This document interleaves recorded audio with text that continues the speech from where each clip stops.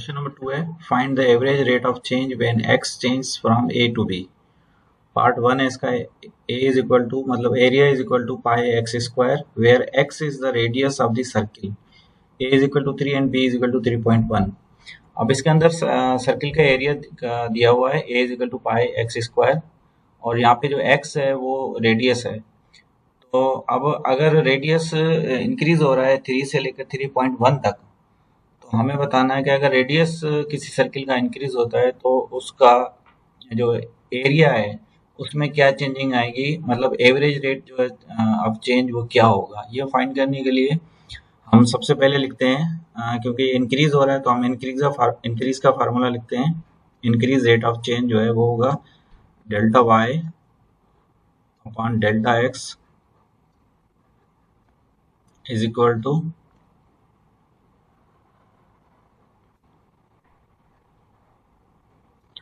f of x plus delta x minus f of x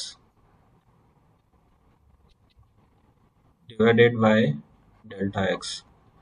इसको simplify करने के लिए इसको और ज़्यादा सिंप्लीफाई एक फार्मूला हम लिखते हैं सिंप्लीफाई किया हुआ, वो है f of b minus f of a और डेल्टा x हमारा हो जाएगा b माइनस a। अब हम सबसे पहले a और b की वैल्यू फंक्शन के अंदर पुट करते हैं तो ये हो जाएगा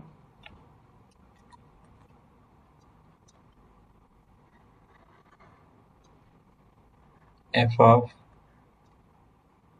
3.1 माइनस f ऑफ 3 और b की वैल्यू है 3.1 माइनस 3। अब हम फंक्शन के अंदर वैल्यू पुट करेंगे और फंक्शन हमारा है पाई एक्स स्क्वायर।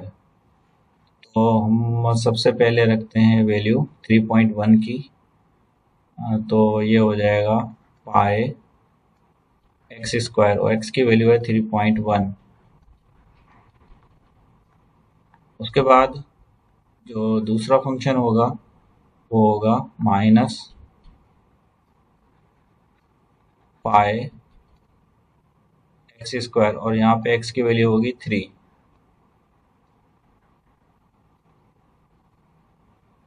और 3.1 में से 3 अगर माइनस हो जाएगा बाकी बचेगा 0.1। इस फंक्शन को वैल्यू रखने के बाद हम सिंप्लीफाई करते हैं, ये हो जाएगा पाई सेम रखेंगे और 3.1 जो है 3.1 का जो स्क्वायर हो जाएगा वो हो जाएगा 9.61 माइनस पाई और 3 का स्क्वायर हो जाएगा 9 और डिनोमिनेटर है वो सेम रहेगा 0.1। अब अगर पाई से मल्टीप्लाई हो जाएगा तो ये हो जाएगा 9.61 पाई में से 9 पाई अगर हम माइनस कर देंगे, मैं इसको पहले लिख लेता हूँ 9.61 पाई माइनस 9 पाई। अगर हम 9 पाई इसमें से माइनस कर देंगे तो बाकी हमारे पास बचेगा 0.61 पाई डिवाइडेड बाय 0.3। और अगर हम 0.61 को 0.3 से हम डिवाइड करेंगे तो आंसर हमारे पास आ रहा है 6.1 और पाई। तो ये हो गया, क्योंकि ये एरिया है तो ये हो जाएगा स्क्वायर यूनिट। अब इस क्वेश्चन का मतलब ये हुआ कि अगर इसका जो सर्किल का जो रेडियस है वो चेंज हो रहा है 3 से लेकर 3.1 तक, तो एवरेज रेट ऑफ चेंज जो है वो एरिया के अंदर कितना आ रहा है, वो आ रहा है 6.1 पाई स्क्वायर यूनिट। तो ये हो गया इस क्वेश्चन का आंसर। पार्ट 2 इसका है volume is equal to 4/3 pi x cube where x is the radius of the sphere और a इज इक्वल टू 2 और b इज इक्वल टू 1.9। अब इसके अंदर एक स्फीयर का वॉल्यूम दिया हुआ है और इसके अंदर x जो है वो रेडियस है। मतलब अगर स्फीयर का जो रेडियस है वो डिक्रीज हो रहा है 2 से लेकर 1.9 तक, मतलब डिक्रीज हो रहा है, तो इसका वॉल्यूम जो है वो, उसमें क्या चेंजिंग आएगी, रेट ऑफ चेंज, उसका एवरेज रेट ऑफ चेंज क्या होगा वॉल्यूम का। तो सबसे पहले हम लिखते हैं, क्योंकि ये डिक्रीज हो रहा है तो डिक्रीज का जो फार्मूला होगा वो होगा delta y upon delta x is equal to f of x minus f of x minus delta x और डिवाइडेड बाय डेल्टा एक्स।